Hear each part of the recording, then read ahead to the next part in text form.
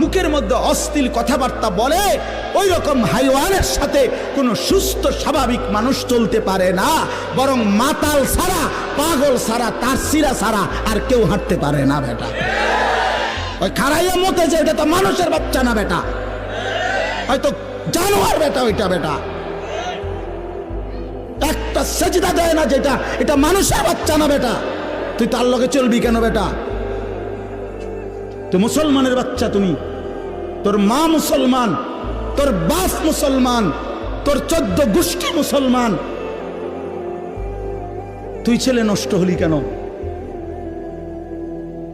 কি রে বেটা, এটা কি জীবন? সারাদিন চুলেটারে সারাদিন পিছের দিকে ফিরে, পাগল, মাথা খারাপ। সারাদিনের কাম একটা, চুল কতগুলো রাখছে বড় ইচ্ছা করে, এটারে কদুর ফর এ ঘুরায়, চুলেটারে ঘুরে। তুমি বোঝো না পাগল যে তোমার এই কামটা ধরাই দিছে যেইতে, এটা কি কাম ধরাই দিল? এটা একটা কাম হইল? আমি যদি এখন এখানে বৈশা ওয়াজ করতে বসে, এই যে টিস্যু বক্স, এটা একবার উড়াইলাম, আবার থুইলাম, আবার উড়াইলাম, আবার থুইলাম, 5 মিনিট পরে শ্রোতা কি বলবে?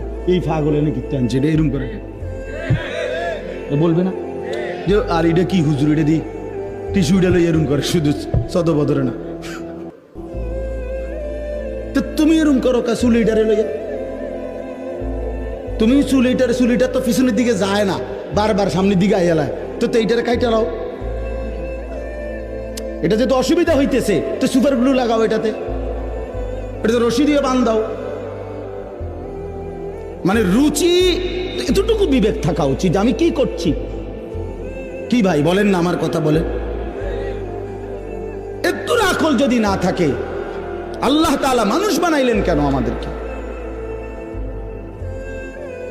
মানুষ বানাইলেন কেন? হাইওয়ান বানাইলেন না কেন? জন্তু জানোয়ার বানাইলেন না কেন? আল্লাহ আমাদেরকে বুঝ দান করে। আমার সন্তানেরা, আমার ভাইরা, আমার বন্ধুরা, ফিকির চাই আখিরাত। মুসলমান মানেই হলো আখিরাত। আমাদের জীবন 3 জিনিস আমাদের মধ্যে সর্বদাই থাকা চাই।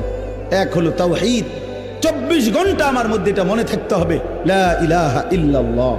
জীবনের হাসি কান্না, আনন্দ বেদনা, সুখ দুঃখ, পাওয়া না পাওয়া, সুস্থতা অসুস্থতা, ভালো থাকা অসুস্থ, পেরেশানিতে থাকা, আমার চাহিদা মতো পূরণ হওয়া বা না হওয়া, হার হালাতে সর্বাবস্থায় আমার শুধুই একজন, তিনি আল্লাহ।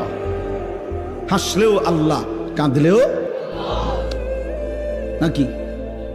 কোরআন শরীফে আছে, আল্লাহ বলেন আমি হাসাই, আমি কাঁদাই।